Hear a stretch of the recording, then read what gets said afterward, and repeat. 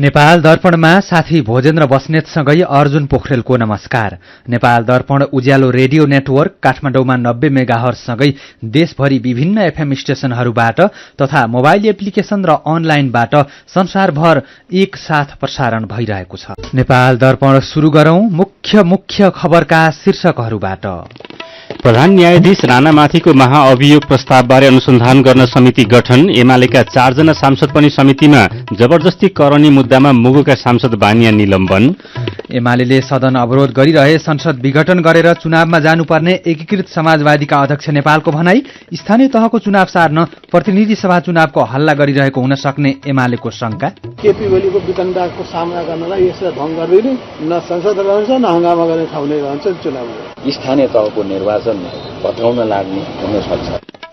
12 पर्सा औद्योगिक करिडोरका उद्योगलाई 132 केभी लाइनबाट विद्युत दिने प्राधिकरणको तयारी। ठूलो औद्योगिक हब बन्ने सम्भावना रहेकोले उच्च क्षमताका प्रसारण लाइन बनाइने कार्यकारी निर्देशक घिसिङको भनाई। रुसले युक्रेनका स्वास्थ्य संस्थामा पनि आक्रमण गरिरहेको विश्व स्वास्थ्य संगठनको भनाई। स्वास्थ्य प्रणाली नै समस्यामा पर्न सक्ने चेतावनी। युक्रेनबाट विस्थापित हुनेको संख्या 15 लाख जना नाग्यो। र क्यामरूनको एभेनिरलाई हराउँदै French club Khaptad gold cup फुटबलको सेमिफाइनलमा नेपाली क्रिकेट टोलीले अर्को महिना घरेलु मैदानमै 1 दिवसीय र टी20 श्रृङ्खला। उज्यालो रेडियो नेटवर्कबाट प्रसारण भइरहेको नेपाल दर्पणमा अब सुनौ पूरा खबर। प्रधान न्यायाधीश चोलेन्द्र शमशेर राणामाथिको महाअभियोग अनुसन्धान गर्न सिफारिस समिति गठन भएको छ।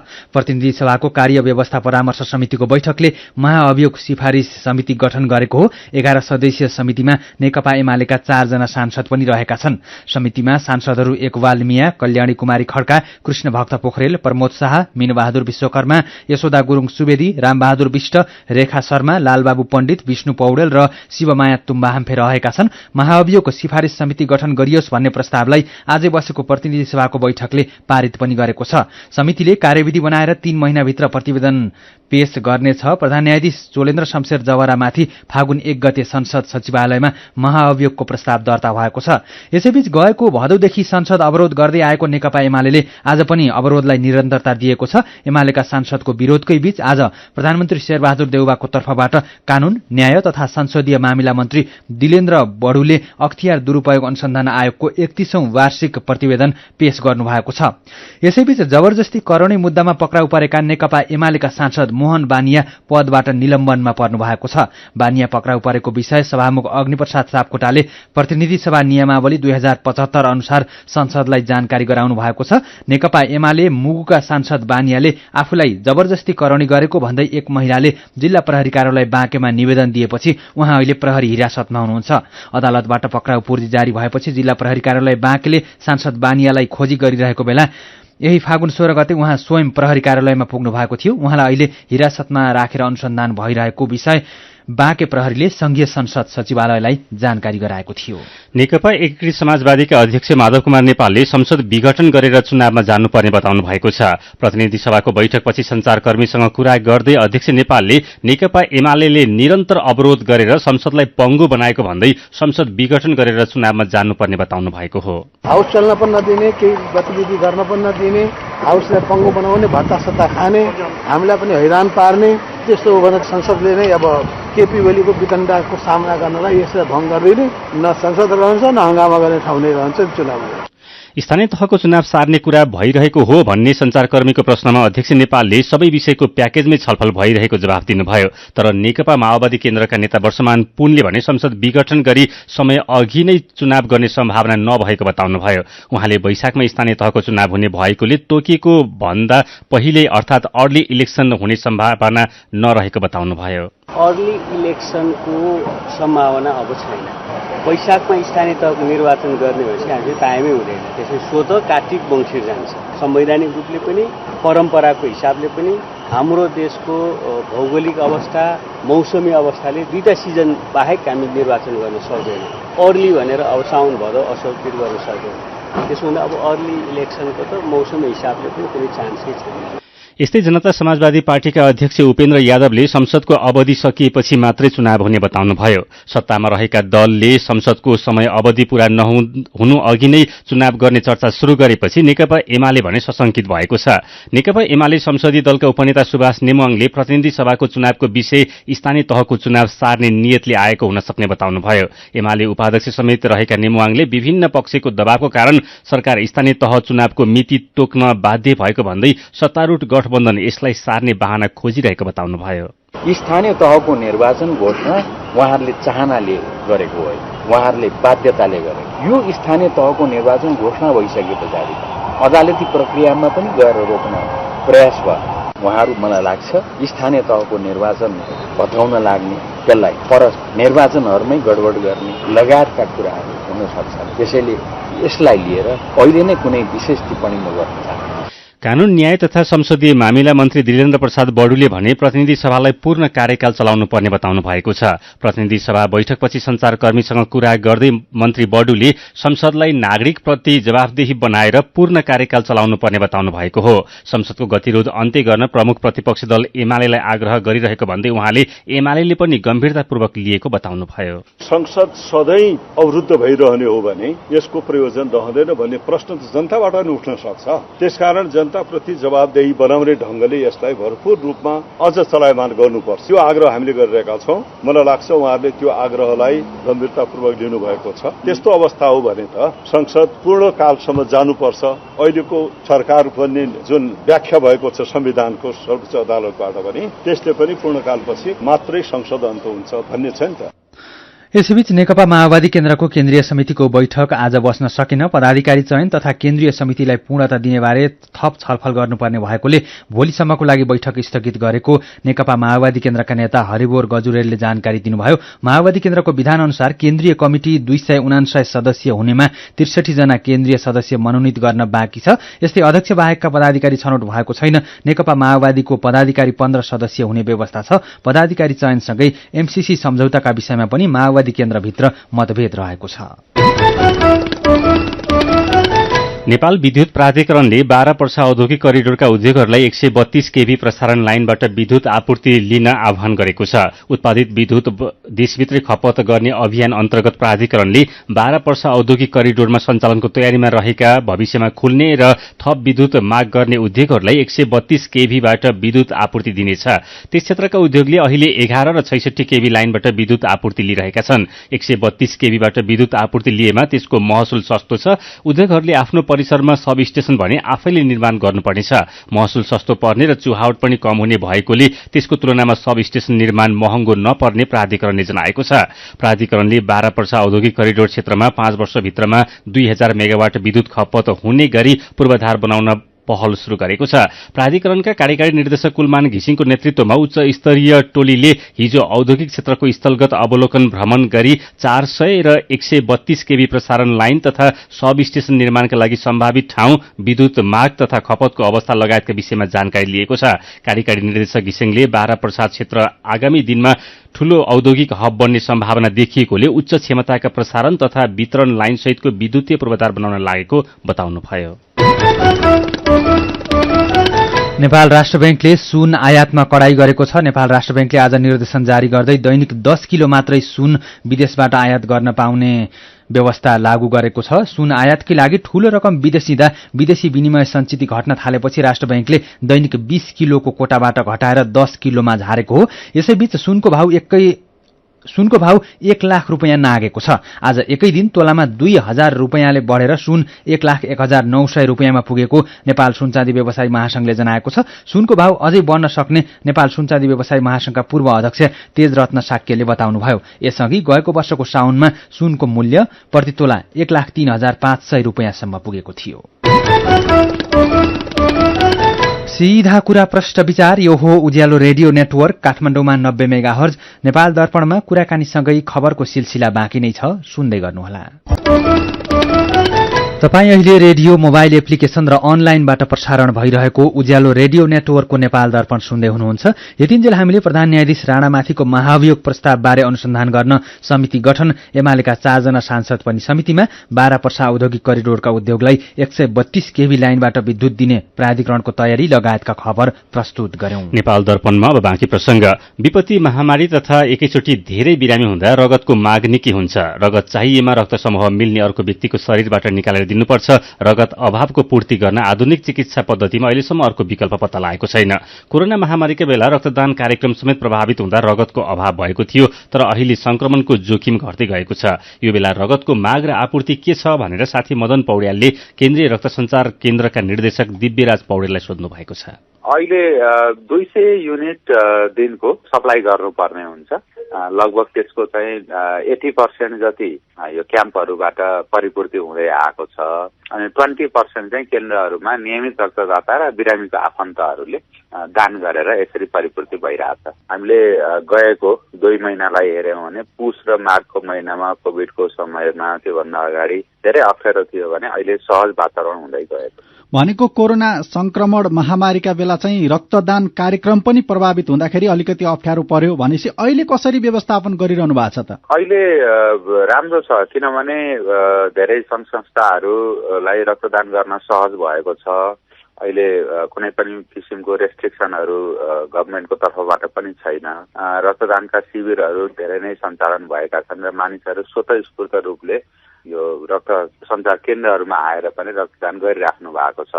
भनेको कोभिड संक्रमण भइसकेको अवस्थामा चाहिँ व्यक्तिले म रक्तदान गर्छु भनेर चाहिँ रक्तदान गर्न मिल्ने हो अथवा के छ? यो कोभिडको सन्दर्भलाई लिएर हेर्दाखेरि सम्झन सजिलो होस्, 14 दिनको सूत्र लगाउनु पर्छ।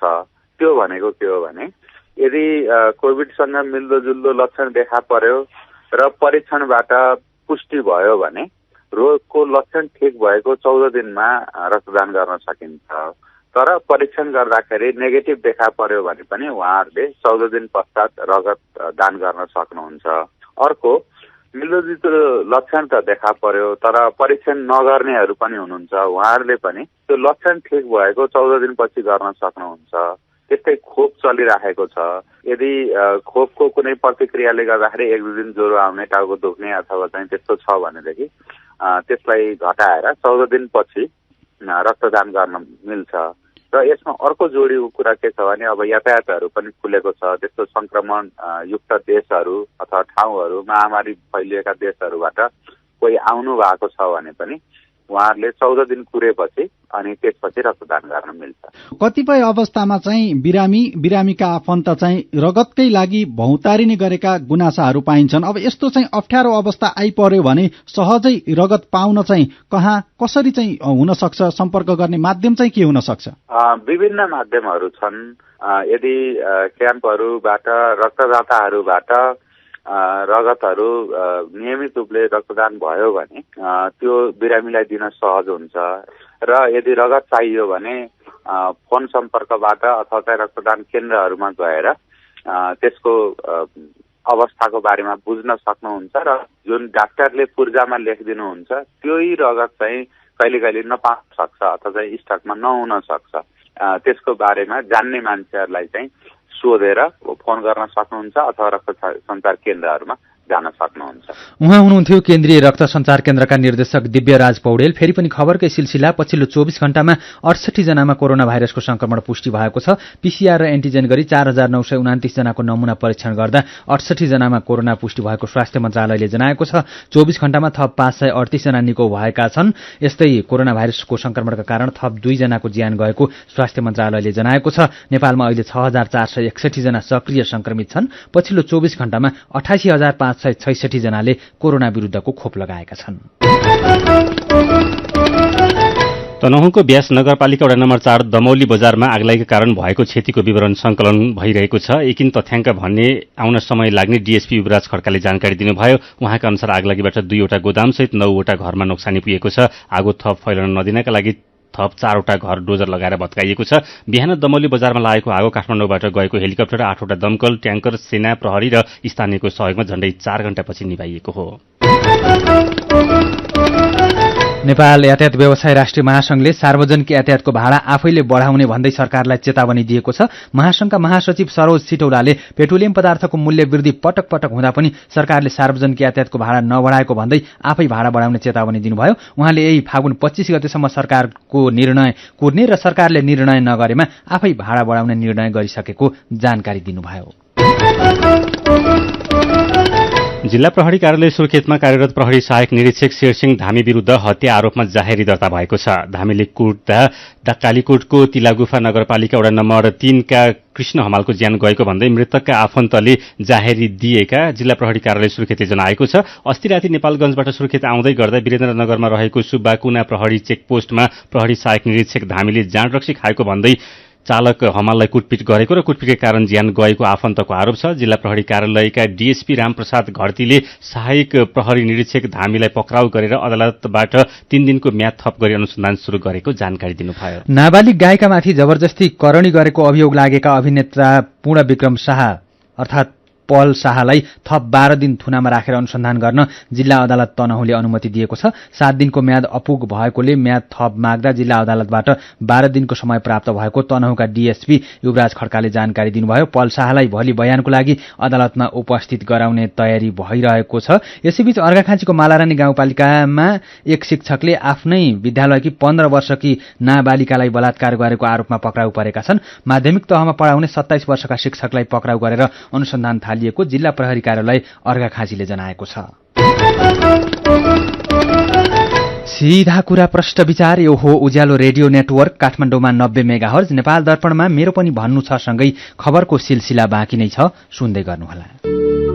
विभिन्न रेडियो स्टेशनबाट मेचीदेखि महाकालीसम्म र मोबाइल एप्लिकेशन तथा अनलाइनबाट संसारभरि एकसाथ प्रसारण भइरहेको नेपाल दर्पणमा तपाईंलाई फेरि स्वागत छ। अब बाँकी खबर। हप्ताको पहिलो दिन शेयर बजार परिसूचक नेप्से आज 3.66 अंकले घटेर 2543.39 बिन्दुमा झरेको छ। 230 वटा कम्पनीका 51,39,000 किता शेयर 2,49,32,00,000 रुपियाँमा कारोबार भएका छन्। नेपाल वायु सेवा निगमले साउदी अरेबियाको रियादमा उडान गर्ने भएको छ। उडान अनुमति अनुसार नेपाल वायु सेवा निगमले साउदी अरेबियाको रियाद, दमाम र जेद्दामा उडान गर्न पाउनेछ। निगमले आउँदो अप्रिलबाटै व्यावसायिक उडान सुरु गर्ने तयारी गरेको छ। मेरो पनि भन्नु छ। स्वरोजगार बनाउन र रोजगारीका लागि पालिकाले सञ्चालन गर्दै आएका कार्यक्रमबारे तपाईंले नै दिनुभएको प्रतिक्रिया र सुझावलाई आजको मेरो पनि भन्नु छमा समेटेका छौं। गुल्मीकोट चन्द्रकोट गाउँपालिकाका सुनिल छेत्री लेख्नुहुन्छ, स्थानीय सरकार आइसकेपछि सबै ठाउँमा लगभग बाटो पुगिसकेको छ। धेरै किसिमका तालिम सञ्चालन भएका छन्। यसले केही व्यक्ति स्वरोजगार बनेका छन्। यस्तै कृषिमा आधुनिकीकरण र आत्मनिर्भर बनाउने, विकास, पर्यटनको विकास, जलविद्युत उत्पादन, पशुपालन जस्ता उपलब्ध स्रोत र साधनको उपयोग कुशल रूपमा गरिएको छ। म्याग्दीको मंगला एक कुहुका रबिन पुनले भने व्यङ्ग्य गर्दै लेख्नु भएको छ, हाम्रो स्थानीय सरकारले त स्वरोजगार बनाउने होइन, भोट बटुल्न 100 मिटर पाइप, 2-4 वटा ग्याबिन जाली, वाइफाई वितरण जस्ता उपलब्धिमूलक कार्यक्रम पो गर्दैछ त। स्थानीय सरकारले स्वरोजगारका कार्यक्रम सञ्चालन गरिरहेका छन्, तर पनि यस्तो कार्यक्रमले दिगो रूपमा समस्या समाधान गरेको छैन भन्दै सल्यानको शारदा नगरपालिका 7 का किरण शाहीले लेख्नु भएको छ। स्थानीय तहमा पनि भागवण्डा, शक्ति र पहुँचवालाले मात्र फाइदा लिने काम भइरहेको छ। मुगुको खत्याट गाउँपालिकाका वीरेन्द्र बुढाले लेख्नु भएको छ, मैले स्याउ खेतीका लागि फार्म दर्ता गरेको छु। स्याउ खेतीका लागि तालिम लिन खोज्दा र पहल गर्दा कुनै पनि योजना नभएको भनेर फर्काइयो। प्युठान गौमुखी गाउँपालिका 7 का प्रेमपुरी पनि पालिकाका योजना तथा कार्यक्रम नेताका आसेपासेलाई पोस्ने खालका मात्रै भएको टिप्पणी गर्नुहुन्छ। उहाँ लेख्नुहुन्छ, कार्यकर्तालाई निकै टेवा पुर्याएको छ, बाँकी नागरिकलाई भने हात्ती आयो फुस्सा। कपिलवस्तुको बाणगंगा नगरपालिका वडा नम्बर 2 का रवि भूषाल भन्नुहुन्छ, वडा कार्यालयले बेसिक कम्प्युटर तालिम र महिलाका लागि सिलाइ कटाई तथा बुटीको तालिम दिएको छ, तर यस्तो तालिमबाट खासै रोजगारी सिर्जना भएको देखिँदैन। ट्विन नेपाल नाम राखेका मालारानी गाउँपालिका अर्घाखाँचीका साथीको प्रतिक्रिया छ, पछिल्लो समयमा रोजगारीका लागि खाड़ी देश र छिमेकी देश भारत जानेको संख्या बढ़दै गएको छ। त्यसैले मेरो गाउँपालिकामा स्वरोजगारको अवस्था शून्य रहेको छ। अनि तनहु घिरिङ गाउँपालिकाका रविन जङ कार्की सुझाव दिँदै लेख्नुहुन्छ, स्थानीय परिवेशमा उपलब्ध स्रोत साधनको उपयोग गर्ने गरी सिपमूलक र प्रविधिमूलक लामो समयसम्म प्रतिफल प्राप्त हुने कार्यलाई प्रोत्साहन गर्नुपर्छ। विचारका लागि तपाईंलाई धन्यवाद। मेरो पनि भन्नु छ। मेरो पनि भन्नु छ प्रस्तुत गर्दै हुनुहुन्थ्यो साथी दिपा तिमिल सिन्हा। नेपाल दर्पणमा अब विदेशको खबर। विश्व स्वास्थ्य संगठन डब्ल्यूएचओले युक्रेनका स्वास्थ्य संस्थाहरूमा आक्रमण भइरहेको बताएको छ। डब्ल्यूएचओका प्रमुख डाक्टर टेड्रोस एडहानोम गेब्रेससले रुसी फौजले युक्रेनका स्वास्थ्य संस्थाहरूमा आक्रमण गरिरहेको बताउनु भएको रोयटर्सले जनाएको छ। उहाँले आक्रमणबाट युक्रेनको स्वास्थ्य प्रणालीमा गम्भीर असर गर्ने चेतावनी पनि दिनुभएको छ। युक्रेनकी उपप्रधानमन्त्री ओल्हा स्टेफानिसियानले पनि रुसी सेनाले युक्रेनी शहरहरूमा अस्पताल र शिशु कक्षहरूमा गोलाबारी गरेको बताउनु भएको बीबीसीले जनाएको छ। यसैबीच युक्रेनको मरिपोलमा आज दोस्रो दिन गरिएको युद्ध विराम पनि निष्प्रभावी बनेको अन्तर्राष्ट्रिय रेडक्रसले जनाएको छ। सर्वसाधारणको उद्धारका लागि भन्दै हिजो अस्थायी युद्ध विराम गरेको केही समयमै बमबारी गरेको रुसी सेनाले आज पनि सहमति अनुसार निकासी मार्ग नदिएको रेडक्रसले जनाएको छ। राजधानी कीव नजिकै रुसी आक्रमणबाट सर्वसाधारण मारिएका र मेरिपोलमा पनि उद्धार कार्य हुन नसकेको बीबीसीले जनाएको छ। रुसले युक्रेनमाथि आक्रमण शुरू गरेको 11औं दिनसम्ममा 15 लाखभन्दा धेरै मानिस देशबाट विस्थापित भइसकेका संयुक्त राष्ट्रसंघले जनाएको छ। भोलि रुस र युक्रेनका अधिकारी बीच तेस्रो चरणको वार्ता हुँदैछ।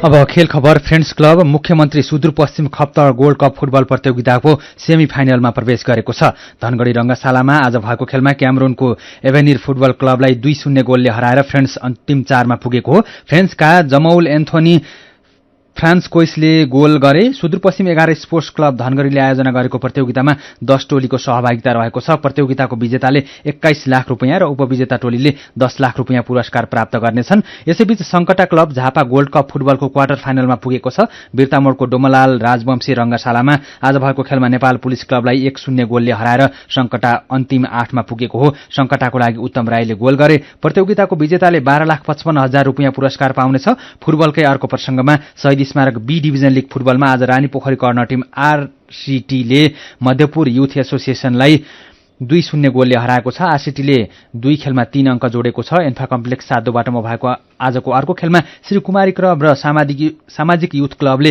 बराबरी खेल्दै अंक बाँडेका छन्। आजको पहिलो खेलमा चर्च बोइजले खुमलटार युथ क्लबलाई 2-0 गोलले हरायो। लगातार 2 खेल जितेको चर्च बोइजको 6 अंक भएको छ। नेपाली राष्ट्रिय क्रिकेट टिमले नेपालमै टी20 र एक दिवसीय क्रिकेट श्रृंखला खेल्ने भएको छ। नेपालले पपुवा न्युगिनीसँग चैत 11 र 12 गते 2वटा एक दिवसीय खेल खेल्ने नेपाल क्रिकेट संघले जनाएको छ। यस्तै चैत 16 गतेदेखि 20 गतेसम्म नेपाल, मलेसिया र पपुवा न्युगिनी बीच टी20 श्रृंखला हुनेछ। खेलहरू त्रिवी क्रिकेट मैदानमा हुनेछन्। र श्रीलंकासँगको पहिलो टेस्ट क्रिकेटमा भारत 1 पारी र 222 रनले विजयी भएको छ। मोहालीमा भएको टेस्टमा भारतले पहिलो पारीमै 574 रन बनाएको थियो। श्रीलंकाले भने पहिलो र दोस्रो पारीमा गरेर जम्मा 352 रन बनाएपछि भारत 1 पारी र 222 रनले विजयी भएको हो। आजको जितसँगै 2 खेलको श्रृंखलामा भारतले 1-0 को अग्रता बनाएको छ। यससँगै श्रीलंकासँग भएको टी20 श्रृंखला पनि भारतले नै क्लिन स्वीप गरेको थियो। यस्तै पाकिस्तानसँगको पहिलो टेस्ट क्रिकेटको पहिलो पारीमा अस्ट्रेलियाले राम्रो प्रदर्शन गरेको छ। आज तेस्रो दिनको खेल सकिँदा अस्ट्रेलियाले 2 विकेट गुमाएर 271 रन बनाएको छ। अस्ट्रेलियाका उस्मान ख्वाजा 97 र डेभिड वार्नर 68 रनमा आउट भए। पहिलो पारीमा पाकिस्तानले 476 रन बनाएको थियो। 25 वर्षपछि अस्ट्रेलियाको क्रिकेट टोली पाकिस्तान भ्रमणमा रहेको छ। खेल खबरसँगै उज्यालो रेडियो नेटवर्कबाट प्रसारण भइरहेको नेपाल दर्पणको समय सकिनै लागेको छ। बिदा हुनु अघि आजका मुख्य खबरका शीर्षकहरू फेरि एकपटक। प्रधान न्यायाधीश राणामाथिको महाअभियोग प्रस्तावबारे अनुसन्धान गर्न समिति गठन। एमालेका 4 जना सांसद पनि समितिमा। जबरजस्ती करणी मुद्दामा मुगुका सांसद बानिया निलम्बन। एमाले सदन अवरोध गरिरहे संसद विघटन गरेर चुनावमा जानुपर्ने एकीकृत समाजवादीका अध्यक्ष नेपालको भनाई। स्थानीय तहको चुनाव सार्न प्रतिनिधि सभाको हल्ला गरेको हुन सक्ने एमालेको शंका। बारापर्सा औद्योगिक करिडोरका उद्योगलाई 132 केभी लाइनबाट विद्युत दिने प्राधिकरणको तयारी। ठूलो औद्योगिक हब बन्ने सम्भावना रहेकोले उच्च क्षमताका प्रसारण लाइन बनाइने कार्यकारी निर्देशक घिसिङको भनाई। रुसले युक्रेनका स्वास्थ्य संस्थामा पनि आक्रमण गरिरहेको विश्व स्वास्थ्य संगठनको भनाई। स्वास्थ्य प्रणाली नै समस्यामा पर्न सक्ने चेतावनी। युक्रेनबाट विस्थापित हुनेको संख्या 15 लाख जना नाग्यो। र क्यामरूनको एभेनिरलाई हराउँदै friends club Khaptad gold cup फुटबलको सेमी फाइनलमा नेपाली क्रिकेट टोलीले अर्को महिना घरेलु मैदानमै एक दिवसीय र टी20 श्रृंखला खेल्ने। आजको नेपाल दर्पण सकिएको छ। प्रविधिमा साथ दिने साथी संघर्ष विष्टसँगै हामी भोजेन्द्र बस्नेत र अर्जुन पोखरेल पनि बिदा हुन्छौं। कोरोना विरुद्धको खोप लगाउन छुट्नु भएको छ भने आफ्नो वडामा सम्पर्क गर्नुहोला। नमस्कार।